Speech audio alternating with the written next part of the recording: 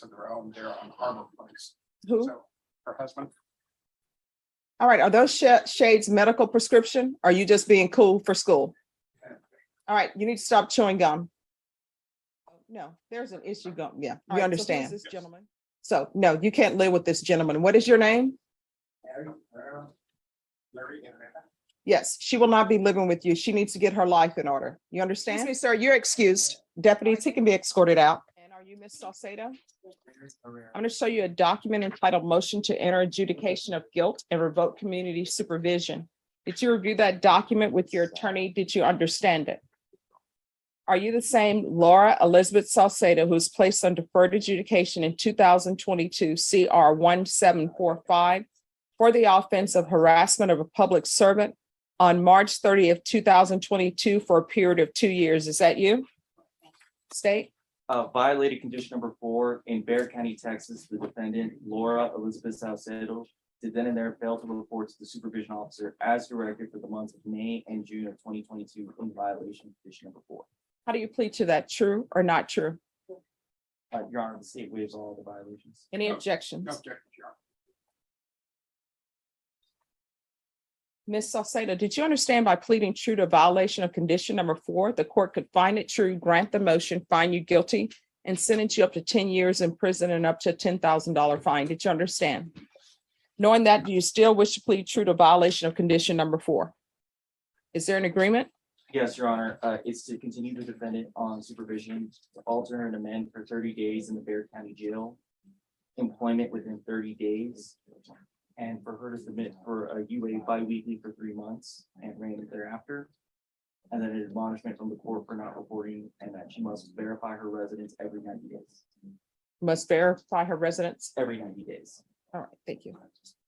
All right, is that the agreement? Yes, it is, Your Honor. All right, Ms. Salcedo, why are you not reporting? You're You're gonna have to make sure you speak up. Lower the mask so we can hear you. Yes, 2 home visits in 1 week that she had already issued a warrant from her arrest, so that there was nothing I can do about it. So, I mean, that's not that. But then why, that still doesn't explain to me why you didn't report. I couldn't report, she had told me that she had already issued a warrant from her arrest. Where were you working? But through them, I mean, they're giving me a regular job, I just have to put in the application. Okay, so I still don't understand why you need to call probation and say that you're at work, you can't come in. Well, I tried to tell her, but since I had missed 2 home visits in 1 week, she had told me it was already too late. Why are you missing your home visits? I was working at the time, so. Everything for you is I was working at the time, which I find a little bit suspect because you know when you have to report. You know in this court that if you would have taken proof of employment to probation, that what would have ended up happening is they would have sent me a violation report. I would have had you come in for a compliance hearing and I would have asked you why you're not reporting. And then I would have said, where's your proof of employment? And when you would have came in and said, I've been working, that's why I haven't been reporting. I would have said, we're going to recall this case and you're going to come in showing me that you have employment. Now, why do they need to know where you're living? I'm not too sure. I mean, I guess because Well- I was homeless at the time, so I guess I have to. Well, no, because you were saying you missed the field visits, so you were not homeless at the time. I know, but I had to, see, I was living out with my uncle at the time, and I told him I was in a permanent place, so I guess. See, here's the thing, you're not being completely honest with me. And let me just tell you why I think you're not being completely honest with me. I want you to follow me down the trail that you're giving me. One, you tell me that you can't do the field visits because you're working. Then you tell me, well, I live with my uncle and then I was homeless at the time. That's why I think they want the 90 days residency.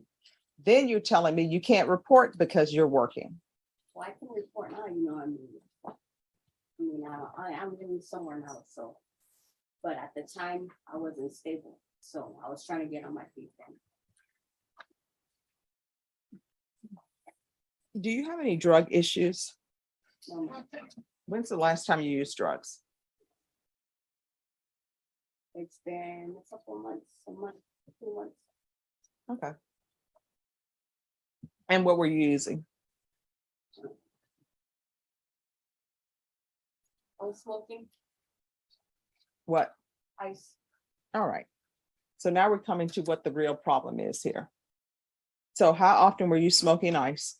Maybe once. Not, it wasn't something that I was doing constantly, you know. It was No, every now and nope, then. nope, nope, nope, nope. Here's the thing. You're on deferred adjudication. Everybody has said they want you to be continued. So I need to know what I need to do. So the next time that I see you, it will be because you've completed everything and you're asking me to let you off of probation, as opposed to seeing you before me in blue, potentially going to prison for 10 years. So let's not play any games. Raise your right hand for me. Do you solemnly swear affirm the testimony you give will be the truth and nothing but the truth, so help you God? All right, lower your hand, state your name. Laura Salcedo. All right, and pull the mask down so we can hear you. All right, so how often were you using? Maybe once or twice a month. It wasn't No, constant. no, it wasn't once or twice a month. Don't do this. Here's the thing, you got to be honest with me. And honestly, if you're not honest with me, that tells me that you're still in the throes of your addiction and maybe you're not ready for help. But I don't know anybody who's using ice like once a month. Well, I mean, I wasn't using it constantly, you know what I mean? So. Yeah, so how often were you using it? Maybe twice a week or less, you know, it wasn't a constant thing. So you were using it weekly? Maybe weekly, bi-weekly. But All right. it wasn't a constant thing. All right, so she needs some help. She has a drug problem, which I had a feeling that she had based upon my conditions. So probation, we're going to need a TAP evaluation. So I'm going to alter them in conditions to include TAP. That's going to occur while you're in custody. And I'm going to start you off with intensive outpatient treatment. We're going to do the UA hotline. Now, the next question, they're saying that they want proof of residency. Do you actually have a stable place to stay? And when I say stable place to stay, I don't mean you're couch surfing. I don't mean one friend is letting you stay here for a week and then you have to find another place to stay. Do you have a place where you can lay your head on a pillow at night, wake up in the morning and come to that same place and lay your head on the same pillow? I'm pretty sure I can. Nope, not pretty sure. Do you have it? That's either yes or no. It's the same residence that I had to renew the last time. And is this the uncle? Yeah. Well, it seems like that didn't work out before. And I don't think your uncle wants you staying with him if you are using. And when we say uncle, is this a biological uncle? Yeah. How is he related to you? On which side? On my mother's side. Why are you not staying with your mom or your grandmother? Well, my mom she's getting on. She's not here right now. She's just already had a heart attack. So right now she's in a nursing home. All right. And grandmother? I don't have a grandma. Do you have aunts? Yeah. Why not stay with the aunts? Why the uncle? Well, I mean, I can do that. It's just not something constant, you know? I mean, they help me as much as they can, you know, it's not gonna be like something permanent, you know? All right. You're going to be allowed to stay with your uncle, but you're only going to be allowed to stay with him for 90 days. You need to start saving up your money and you're going to get your own place. You understand? And I'm going to want proof of residency every 30 days. And so probation, I'm going to want field visits every 30 days. And probation, usually I know those field visits are random, but make sure that she knows what day it's going to be. And when you go to the uncle's house, make sure you look in the closet to make sure that she is actually staying there. And this is just not knocking on someone's door. There's going to be regular reporting by Zoom. And probation to help her out when she calls the UA hotline and has to come in and test, that could be her reporting day as well. And Well, I know just when she call and she goes in, then she'll know. If I'm going in to do a UA, right after that, I need to go and report for probation. All right, and anything else that the state and you all agreed to? That's it, Judge. I think that's it, Your Honor. All right. Ms. Salcedo?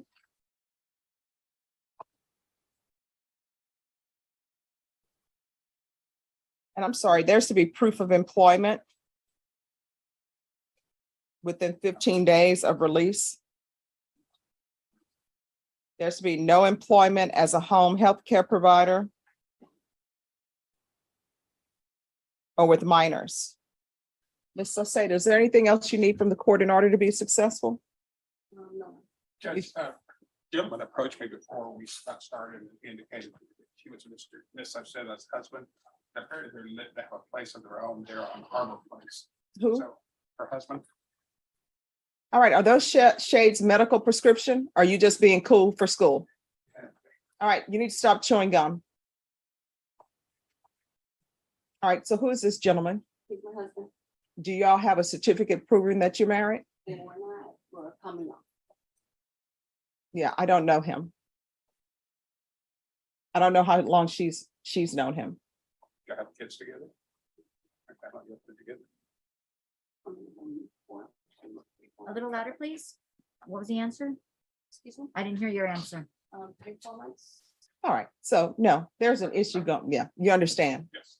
So no, you can't live with this gentleman. What is your name? Larry and Anna. Yes, she will not be living with you. She needs to get her life in order. You understand? All right, thank you. Have a seat. And Ms. Salcedo, here's the thing. If you're using ICE, what I've understood in my small time on the planet is your husband or common law for 3 or 4 months is probably using as well. Because what I do know is if you're at the barber shop, whether you need a haircut or not, if you hang out at the barber shop, at some point in time, you're going to get a haircut. So you're not allowed to be with him. You're not allowed to be around him. And I'm making that as a part of the conditions. Do you understand? All right. Is there anything else? Nothing. So probation, there's to be no contact with this gentleman in the courtroom. What's his last name? Anna. So. Excuse me, sir, you're excused. Deputies, he can be escorted out.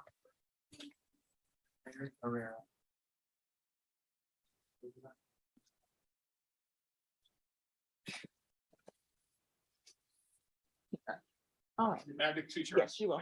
Thank you. So what is happening with this case? Are we proceeding on the motion to revoke? All right. So, all right, court is calling 2022 CR 1745 State versus Laura Saucedo. Can I have parties announced for the record for the state? Defense?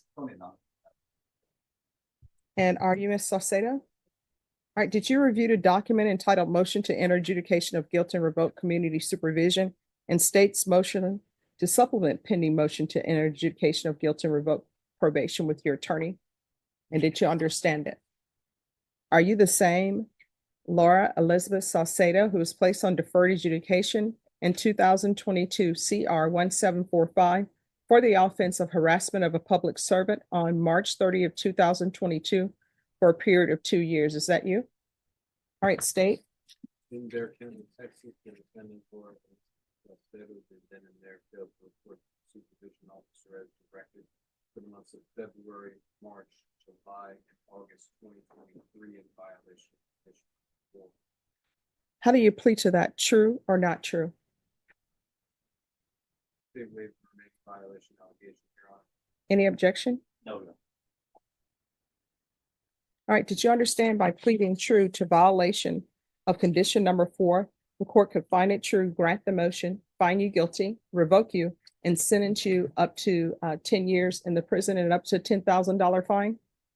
Knowing that, do you still wish to plead true to violation of condition number 4? All right, the court will find violation of condition number 4 true. Is there a proposed agreement? And for 1 year and 90 months, and then DDRF followed by MIC supervision.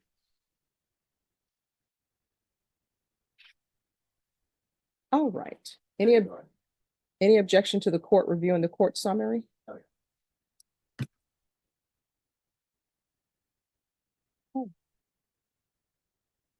All right, I don't think she's a good candidate for probation. This is the second motion to revoke.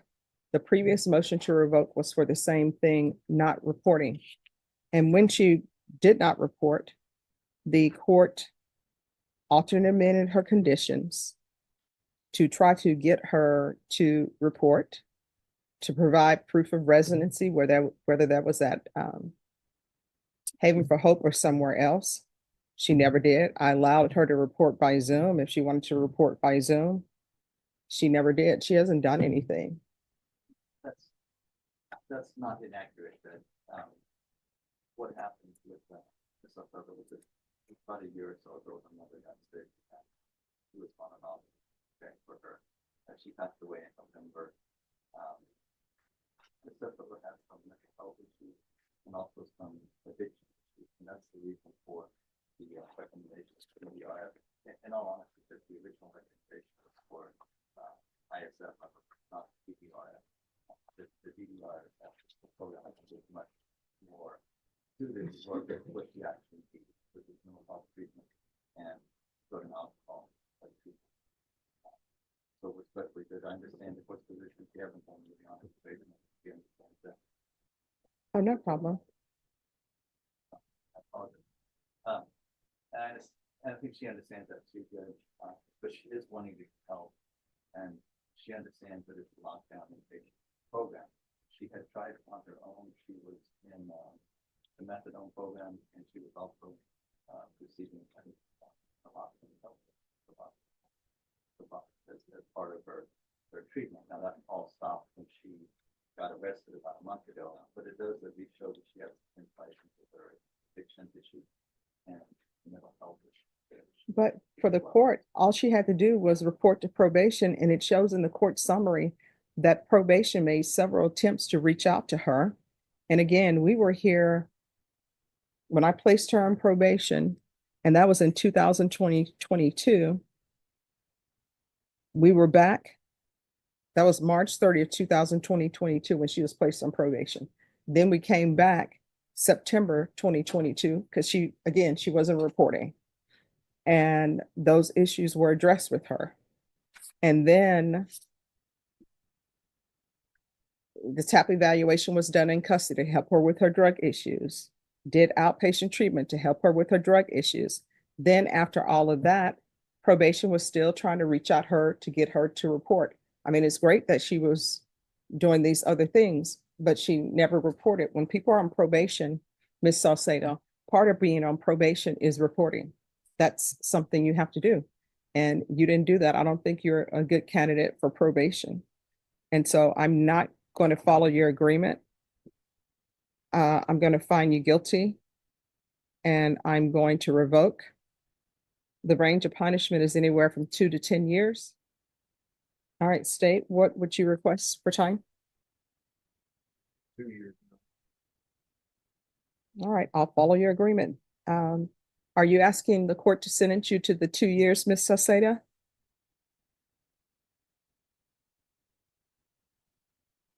Are you waiving your right to appeal? The court then is finding violation of condition number 4 true. The court will find you guilty, grant the motion, sentence you to 2 years in the prison, give you credit for any time served, and the court will recommend the therapeutic community. All right, we can go off the record. Here's the thing. I'm going to recommend the therapeutic community for you. You'll need to ask for it, because if you don't ask for it, they definitely won't give it to you. But if you ask for it, there's a good chance they will give it to you, because I'm going to make sure that it's in the judgment that the court is requesting therapeutic community. Therapeutic community is designed to help you with any issues you may have. You understand? All right. And when you're released from prison, if you can't find housing or a place that can help you, if I'm still here, you can come back. I'll call somebody, see what we can do. All right. Thank you.